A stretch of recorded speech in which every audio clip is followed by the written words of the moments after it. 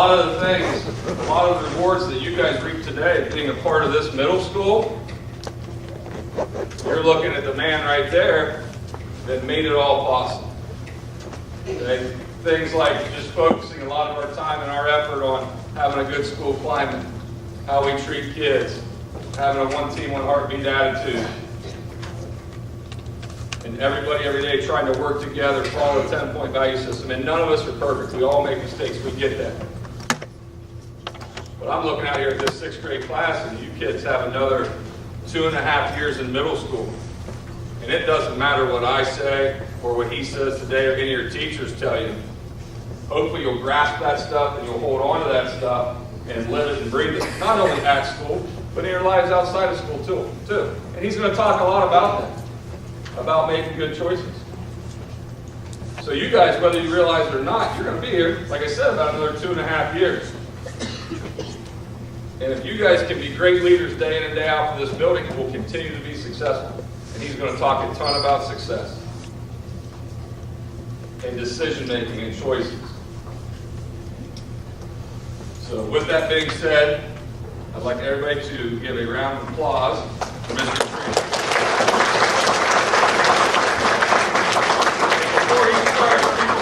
Before you start picking the front row, if you would please just put your quarters and pencils underneath your seat or in front of you, please.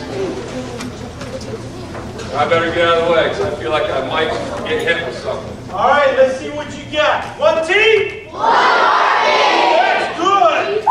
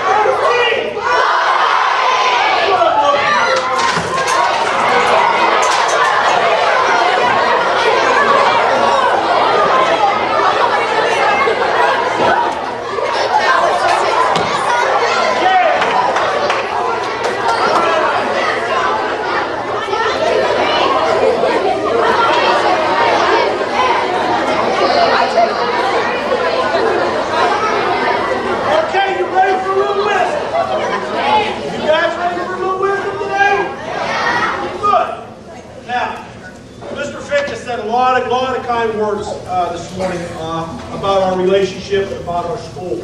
And, you know, I had 37 years in education, and I love them all. I love them all. But finishing here at Heritage was a blessing to me, that I got to be around kids like you. I had a great teaching staff, all right, great people all around me, and Mr. Fickus, he was my rock also, and I do love him like he's my son. And so I think that we're sitting in a real good situation here. But as sixth graders, you know, sometimes you can't grasp that or appreciate what you've got. There's old songs out there. You don't know what you've got until you lose it. So a lot of times I'll get phone calls or I'll get letters or emails now from old students. Some of them are grown now with their own families. Some of them go up to the high school. And they'll say, you know what, Mr. Suriano, we have it pretty nice at Heritage. Yeah, you do. Yeah, you do. We introduced the one team, one heartbeat for a reason. All right, for a reason. See, because you should never think it's we versus you. Okay, that's why we made one team, one heartbeat. It's us. It's us. We're all one team. We're all going to benefit. I remember when I came in, one of my first speeches I gave was this: if we're going to have a nice school, it can't be me, the principal, one guy, versus 500 students. I lose every time. I lose. Then I got about 40 staff members. So, okay, 41 against 500. I still lose. But you know what? We got 490 good kids. And there might be 10 that don't follow the rules, because it's never going to be perfect. So now you've got 490, you throw the principal and the teachers in, guess what? We can have a really good school. You can come to school and be happy. Because the theme of today is mental health. Good mental health. You know how you get good mental health? By making good choices. And that's what we're going to talk about today. So if we as 490 kids, throw in your teachers and your administrators and your cafeteria workers, and your custodians, your secretaries, I never considered anybody better than anybody else. We just have different responsibilities. And if we all work together, and we all make good choices, then every day we can come here, we can be happy, and we can treat each other with respect, and we can learn. And there's a process to this. There's a process for happiness and success. The one thing that Mr. Fick has talked to each group about is, we understand a couple of things. We understand as adults, nobody's perfect. Me, you, and there's not a perfect human being. So we're going to make mistakes. So we know that nobody's perfect. And with that being said, I know that your environment outside of here, sometimes you don't have control over that. But you know what we decided as a staff when we all got together? We can control this environment. We can go to uniforms where every kid is wearing basically the same shirt and pants. We can come here and have the same value system, the 10-point value system. We can control this environment. And if we all work together to control this environment, you can learn, you can be happy, and good things will happen. But it takes all of us working together. Your 10-point value system was the very first thing we talked about making good choices. You see, everything in life that you're going to do depends on what kind of choices you make in life. And I know that when you start out in life to make good choices, put up railroad tracks. And as you go through Newark, you see railroad tracks, correct? And railroad tracks are pretty straight and narrow. All right, pretty straight and narrow. So, when you start out in life, it's elementary school and through the time you're 18, 20, 21 years old. And what the railroad tracks represent is making good choices. If you can stay on those railroad tracks all through life, making good choices, then most likely you're going to be successful, and most likely you're going to be happy. But the thing is, it's hard to stay on those railroad tracks because we're human beings. And so you go through elementary school, you just came out of elementary school, and you come out there and pretty much somebody helps you get dressed in the morning, you go to school, you get breakfast, whether you eat at home or you eat at school, then the bell rings, you go to classes. It's not that hard. You don't make that many decisions in elementary school. You really don't. But now you're entering middle school. Now you start to get to make some of your own choices. And as you start going through, you might fall off the beaten path. For you kids who can't see, railroad tracks, and I'm just making this go a little bit wider. You fall off the beaten track. And you dangle out there for a while. Now the two things that you have to have when making decisions, it's called I and C. I and C. You have to have intelligence, and you have to have courage. You have to have intelligence to recognize, you know what? I'm not doing the right things. I'm just not doing the right things. That's why we gave you the 10-point value system. So now there's no doubt in your mind. I don't care where you live, who your parents are, what you watch on TV, because it's all over the map. In America today, there's like 10 million value systems out there. But here's the value system that we put together for Heritage Middle School. And so you start looking at that 10-point value system, and you start saying, you know what? I'm not doing too good. I'm just dangling out here. So you have to have the intelligence to recognize that. And C stands for courage. What do you think you need courage for in decision making? Yes. What do you think? Raise your hand too fast. Yep. Courage stands for, okay, I'm out here. I'm smart enough to recognize that, but now I have to have the courage to get back on the right path. Get back on the right path. And you know what, guys? It's because I'm not here to give you a speech just to say, that everything's wonderful. Because once you get back on that right path, you get to high school now. You get to high school, and you know what? The other middle schools or whoever, they're not on your 10-point value system.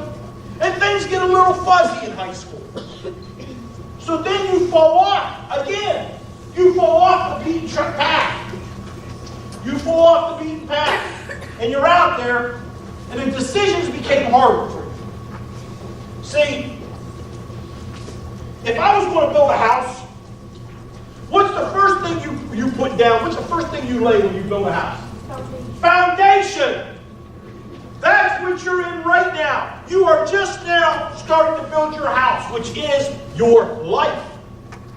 You're just now starting to build that foundation to 6th graders. Okay? Then when you go to high school, you make the frame. You do the wood. You're framing the house. That's high school. And then when you get to college, that's putting the roof on. You haven't even entered the real world yet. But that is what you're starting to do in school. Making good choices. Preparing yourself. Okay? See, here's the hard thing. As you're 6th graders, you need now to have, I'm building my foundation. Somebody needs to sit down and tell you, you're building your foundation with your education. Because if you don't do it in middle school, when you get to high school, you're behind.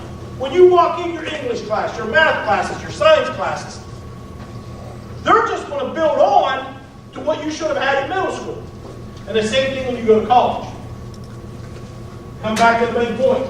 So in high school, you get back on, and now the choices get harder for you. I don't want to get too far over your head because you're in 6th grade, but if I gave every one of you guys a test, and what I imagine your teacher still quiz you on a 10-point value system, you pass it. You get 10 out of 10, you should. You get 9 out of 10, and that's still good. You pass it. In here, under the fluorescent lights, in front of your teachers, in front of me. But guess what, guys? When you take that decision making and you go to high school, and you're not sitting in the classroom, now you're outside. You're outside. You're a freshman and a sophomore in high school. And now you want to go to a party, an upper classroom party, upper class person party. You don't drive. Mom and Dad ain't going to take you. They're not going to take you because you don't even know that you're going to that party. So now, you get in a car with somebody. You get in a car with somebody that may be drinking. You get in a car with somebody that's your friend's older brother. You know your friend, you like your friend, but you don't know the older brother. And does he have drugs in the glove compartment, or is he stoned? Now you've got to make that decision. Will you do something like that? When you're a junior and senior in high school, will you make good decisions when you go to a party? And all at once, the party has a lot of drugs in it. Whether it's pills, or whether it's dope, or whatever it may be. And you feel that peer pressure coming in on you. Will you be able to reach back, and remember what you were taught? And say, you know what? This doesn't feel right. This doesn't look right. This doesn't feel right. That takes courage. Courage to get back on the beaten path and keep going through life.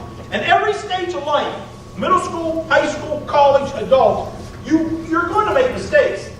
You just hope you make less and less and less mistakes, and you don't repeat the same mistakes over and over and over. Because now you're not very smart. You know, I've done this a long time, and I have a lot of friends. They were really, really smart, a lot smarter than me. But when they started to make decisions, okay, they didn't have the courage to do the right thing. Then I had other guys, they had all kind of courage. They were tough sons, boys and girls, they're just tough kids. But they weren't smart. They kept making the same mistake over and over. So when I tell you, you've got to have both. You've got to have I and C. You've got to have intelligence, and you have to have courage to make good decisions. Now, Let's bring it back more to your age level. Let's bring it back. Let's reel it back in. You have to know why you're in school. Because it's law. Because they make it. Because I catch a bus on when they put me here. All true. But really, why are you here? All right? To learn and what? What's the first thing he said? We are here to learn and what? Treat everyone with respect. But what is the meaning of that? If we're talking about having a good life, okay, then we've got to understand why we're in school and what does that mean. All right? Like, for example, what do you want out of life? Now, I know you're in 6th grade. And I know that you probably haven't sit down and thought about that too much.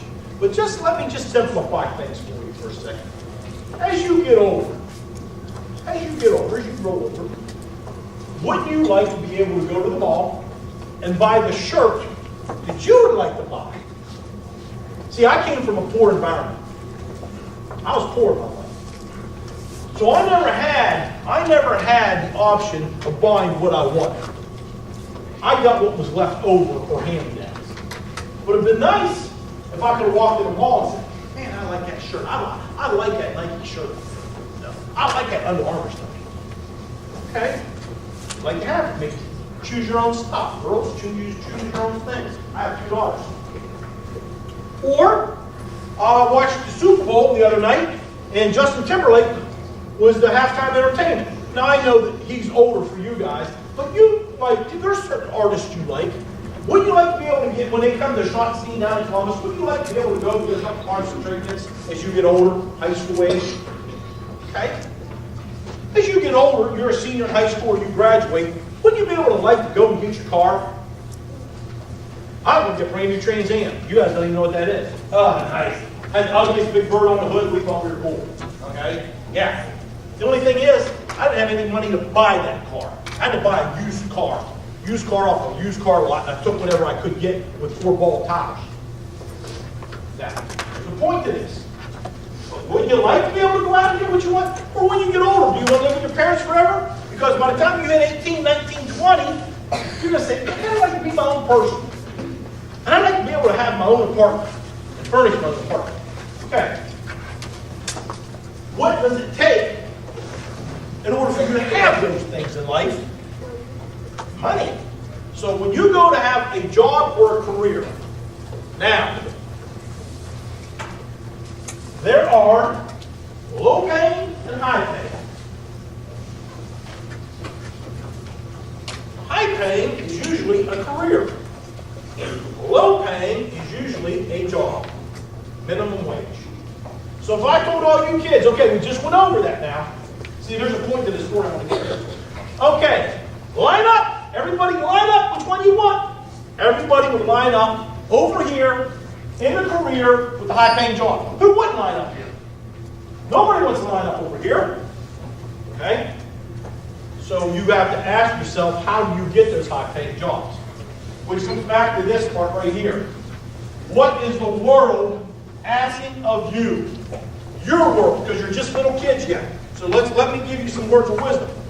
What is the world asking of you? In the 1800s, what do you think drove our economy? What do you think most of the jobs were in the 1800s?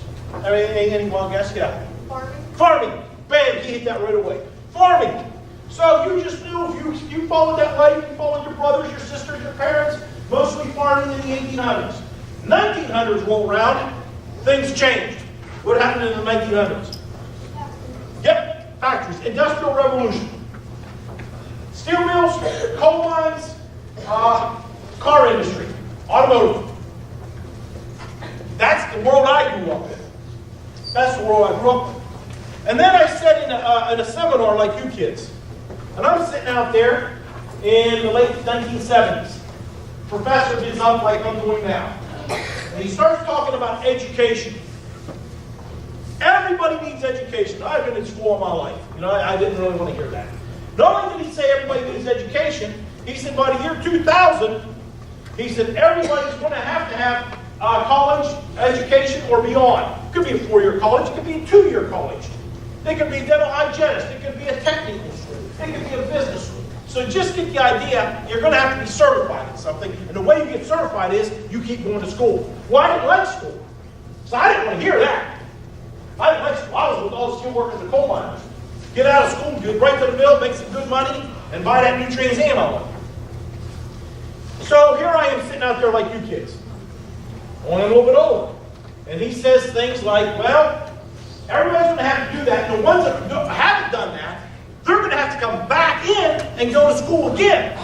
Well, seeing it, I thought I knew the answer. I said, oh, my buddies aren't going to do that. I kept giving the guy a hard time. I said, oh, I'm not going to do that. My buddies aren't going to. My older brother, he's not going to do that. And I kept coming at him a little bit. Finally, he stopped and he looked at me and he says, if they don't, they will starve. So 30 years on to 1970, he said, when you hit the year 2000, it's not just going to be that you're in education. That's what the world's going to ask of you, is to be certified in something. And once you get yourself certified in something, then you can get in this line for a career with the high-paying jobs. I'm not saying that money and material objects make you happy, but it sure is nice to be able to have things and provide for yourself and your family with that kind of thing. So, with that being said, when you're making choices in life, and we're talking right now about your foundation and school, you're not doing it for me. You're not coming to school and doing a 10-point value system. If you're good and you behave, you should succeed in your classroom. If you succeed in your classroom, then you will be able to move on and get a good education. With a good education, you will be able to attain the lifestyle that you want. And that is all part of good mental health. Because the people that don't do that usually struggle through life, and then their mental health, is why we're here today, then their mental health, okay, is not always very good. There was a commercial when I was a kid, and I don't know if anybody's in there in my age bracket, okay, but they used to do a commercial, and they would put the camera on this guy sitting on the curb. And he's sitting on the curb in a raggedy coat, a raggedy hat, and he's got something in a brown paper bag, so you're assuming it's wine or some kind of alcohol. And he's just sitting there very dejected. And it said, when he was growing up, and they had career day, I'm sure that guy didn't say, I want to be a wino and I want to be homeless. I'm sure that's not what he raised his hand to be. So how do you get from your age to that point? By not making good decisions, kids. And so what we're trying to do as adults is that old saying, pay forward. You think I just stepped into these shoes and became the old wise guy? I'm not. I had people sit me down, talk to me, teach me, give me a game plan, show me how to follow a game plan. There's a new commercial they came out with just 2-3 weeks ago, and I was surprised because it's almost the exact same thing. Only now it's for our generation. They should have a guy walk in the house, he has a sport coat, a tie on, white shirt, carrying a briefcase. His wife's at the counter, making supper, I guess, and the little girl's at the kitchen table doing her homework. And he says, hey, I got good news today, family. And the wife says, oh, did you get that promotion? He says, no. The little girl says, oh, Dad, did you get a pay raise? No. I decided to become a gambler. I'm addicted to gambling. And everyone goes, oh, how nice. Okay, sarcastically, tongue-in-cheek, meaning nobody wants to end up with an addiction. Nobody wants to end up homeless. Nobody wants to end up with a life that is not a healthy lifestyle. So things happen. Things happen. And how do you get from 6th grader that has all these wonderful things you'd like to do and achieve to end up like that? You're not following a plan. I was a supervisor at a technical high school. And one of the things I was impressed about is every student, they were all juniors and seniors, they had to have a little notebook. And that little notebook had their goals. Had the goals written down. And next to their goals were their plan. What is the plan to meet those goals? And about every 9 weeks, they had to sit down with their counselor or their teacher and go over those. Okay? And so your plan has to match your goals. You just can't. Saying the right thing is the easy part. Doing the right thing is the hard part. So you want to formulate some goals, and you want to have a plan to meet it. So right now, you're in 6th grade, you're building your foundation, because that foundation is going to lead to a better education for you, and a better education leads to a better lifestyle for you. Do you understand where I'm going with this? Okay. First thing you need to start with is that 10-point value system. Because attitude, okay, is 90%. I used to read a poem to the kids, and it was a one-page poem, pretty long. And at the end of it, it had 2 lines. And I used to tell the kids, when they start getting glazed over like you, like wondering what's for lunch, and when will this guy shut up? When I used to get to that with the kids, I used to say, if you don't remember anything else, remember the last 2 lines. Okay? Life is only 10% of what happens to you, but 90% of how I react to it. Now just think about that, because I took me a long time to understand that. I used to think it was flipped. I used to think if something happened to me, then that's 90%. I mean, it's me, it's my life. Okay? But it's not. There's going to be things that are going to happen to you in life, and it's only 10%. Okay? 90% is then how do I react to it? How do I handle adversity? How do I handle some things in life that were thrown at me that's not fair? That is the most important thing on your attitude and how you handle those things.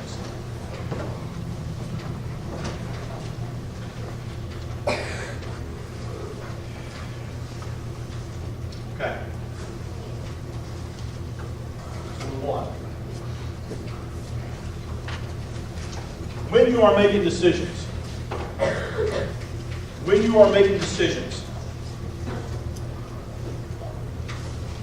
there's what I call the big 4. Now, I threw out some suckers for you guys today. And I threw out some of these little hardtack fireballs to you guys. Okay? I had no problem throwing that out to you guys. I had no problem throwing those things out to you guys. Now, I have 4 grandchildren. 6 years old, 4 years old, 2.5, and 2. Let me ask you something, 6th graders. Would I give this to my grandchildren? No? Okay. Why not? Because they can choke on it. So even though this tastes pretty good, looks pretty good, and I gave it to you guys, I can't give it to a child that's not ready for it. That's not ready for it. Because it can hurt. All right, so here's what I'm talking about. When I used to give this speech, it was mainly to high school kids. I called it the Big 4. And I shouldn't have to give the speech to middle school kids. But the thing is, in today's world, you have tons of cable TV. You have 100 channels of cable TV. You have the internet, and you have lack of censorship. So due to that, everything filters down to you kids before you're ready. Just like my grandchildren aren't ready for the fireball. Some of the things that are coming down your way, you're not ready for it yet. You're just not ready for it yet. But that's irrelevant. That's irrelevant. Okay? Because it's here and we have to deal with it. So one of the things I used to do at high school level, called it the Big 4.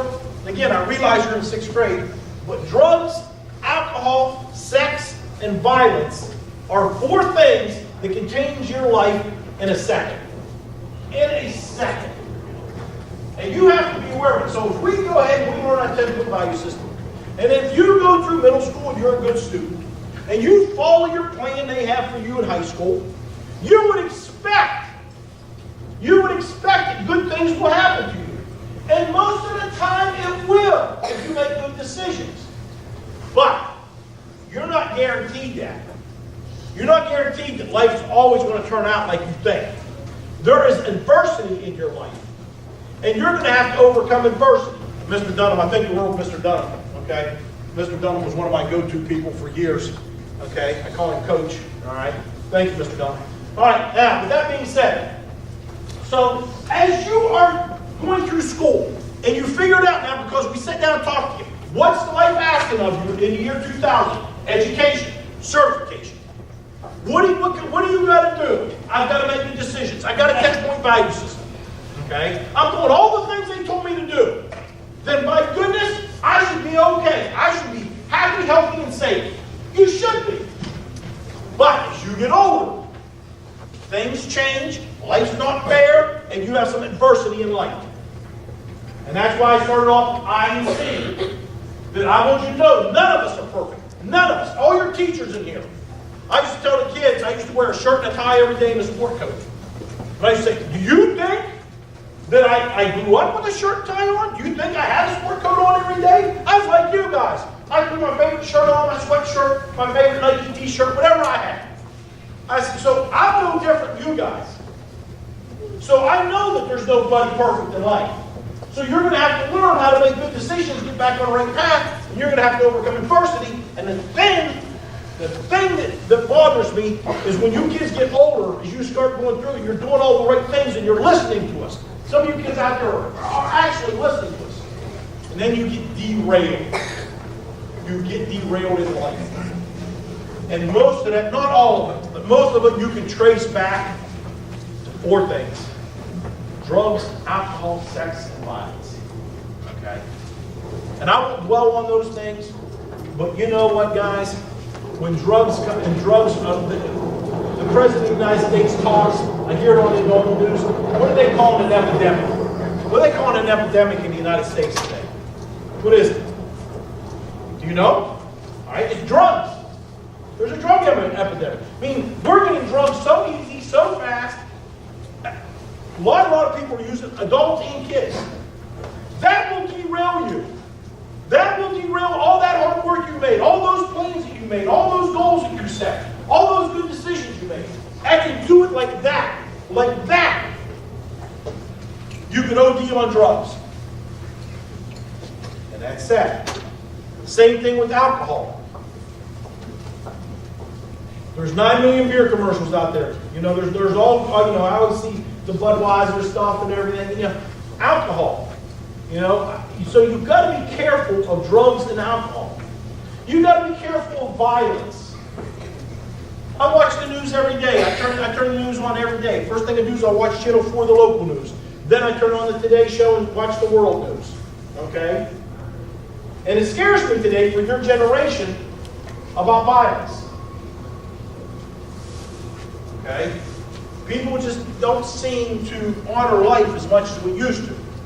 So don't put yourself in bad situations, is all I'm asking. Be smart enough and have the courage to walk away from different things that just don't look right to you as you get older.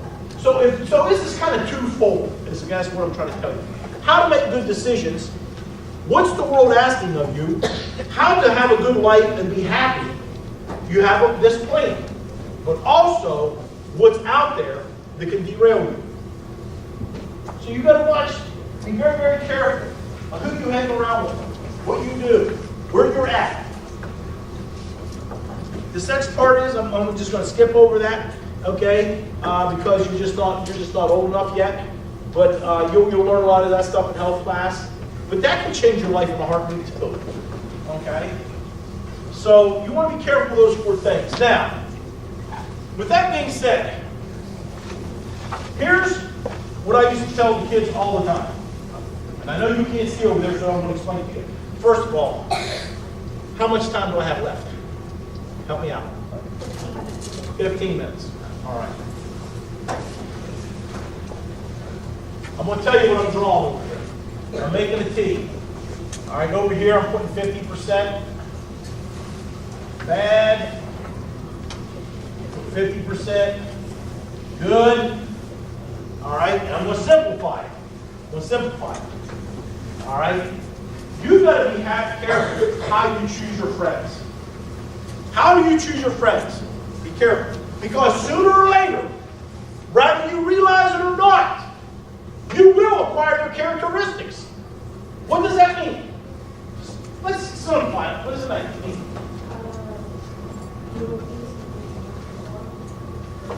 Because of what? Due to what? Yeah. Yeah. You know, there was an old saying when I was growing up, and I didn't pay any attention to it, okay? It says, all birds of a feather flock together. What's that mean? So then I heard somebody else, when I get to be your age, start teaching me a little bit more. Be careful how you choose your friends, because sooner or later, rather you realize it or not, you will acquire their characteristics. So who you hang with, whether you realize it or not, you're going to start acting like them and doing things like them. All right? So, I'm going to really simplify this for you. Let's just say everybody that we're associated with out there, in some shape, way, or form. 50% of the people are bad. You see them on the news every day. When I turn the news on, I see them. Those are the ones I see that murdered somebody, raped somebody, did the drugs, did things. That's not hard to see. All of us in this room should be able to say, that's not a good person. They're hurting people. That's not. So you recognize that. Now, when I told my daughters this, and when I told the high school kids, and when I told my own children when they went away to college, when they grow up, I know you're only in 6th grade, take the 50% good people, and let's take that half. What's half of 50? 25%? 25%. Here's what scares me. I talk about getting hurt. I send you out into the world. You've got this beautiful game plan. We talked to you nonstop. We counseled you. You got everything going for you now. You understand. You understand what it's going to take to make it a good life for yourself. Now, there's 2 ways you can be hurt or derailed. Directly or indirectly. So when I took my daughters and I sent them away to college at a high university, they're gone. They're done hearing my speeches.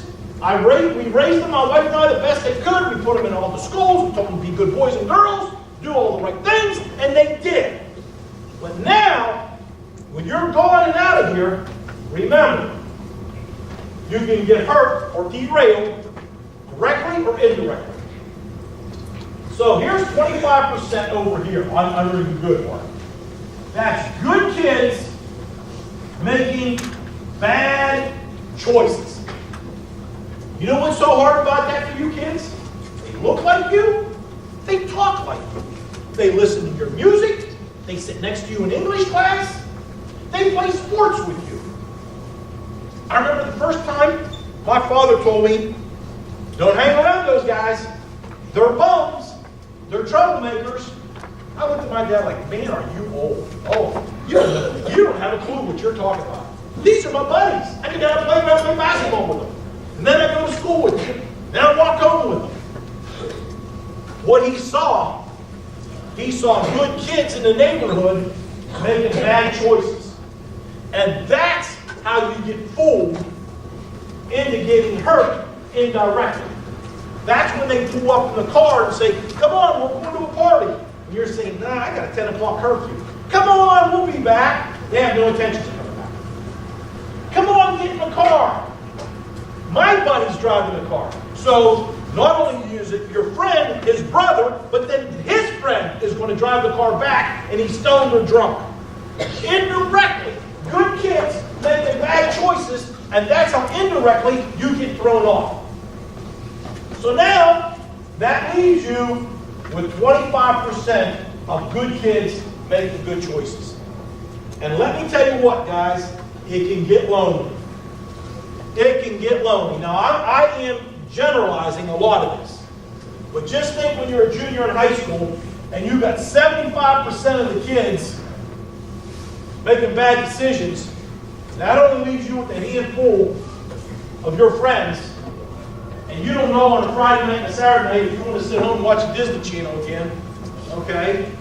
Or have your friends tease you or make fun of you. That's why I and C, intelligence and courage, mean something. That's why making good choices in your 10-point value system. That's why when you're 16 and 17, now you're in high school, not middle school anymore. That's why it's going to take everything in your well-being to make the good choices. That will give you good mental health, is what the theme was for today. All right? What do you want out of life? You want a good, healthy, happy life. What is your plan to get there? What's the world asking of you? How do you want to get there? And in the old days, they had blacksmiths. You know what a blacksmith is? Yeah, you can shoe horses and fix buggies. Not a whole lot of that today. There is some, but not a whole lot. So what is the world asking of you today? What is a career versus a job? Which one pays the highest? And how do I get that job? One team, one heartbeat means if you want a good life at Heritage Middle School, it's up to you. You're going to be the leaders in 2 years. When I came here, things weren't real good. Guess who I met with? I'm going to leave you with this because I got to get going.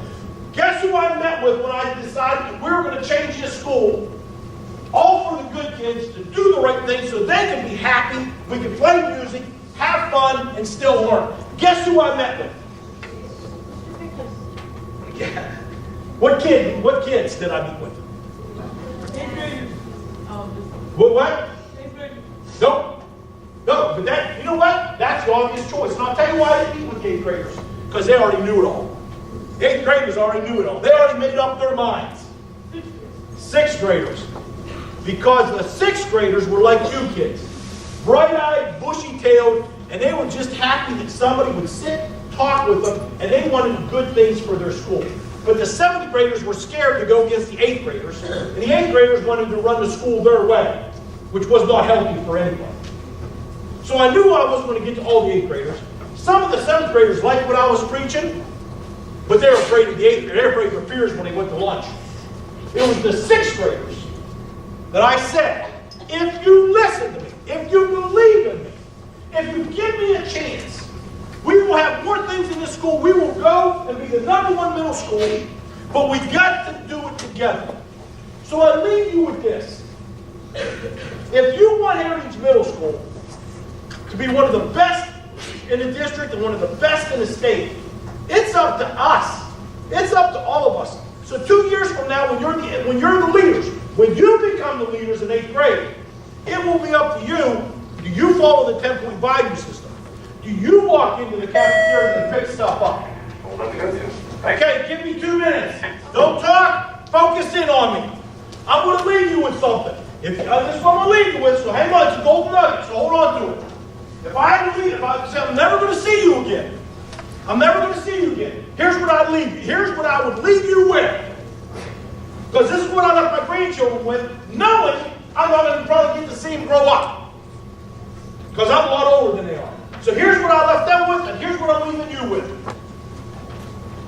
Doing what's always popular is not always right, and doing what's right isn't always popular, guys.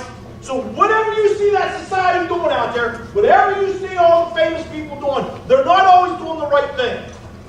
So doing what's popular is not always right, and doing what's right is not always popular. Remember that.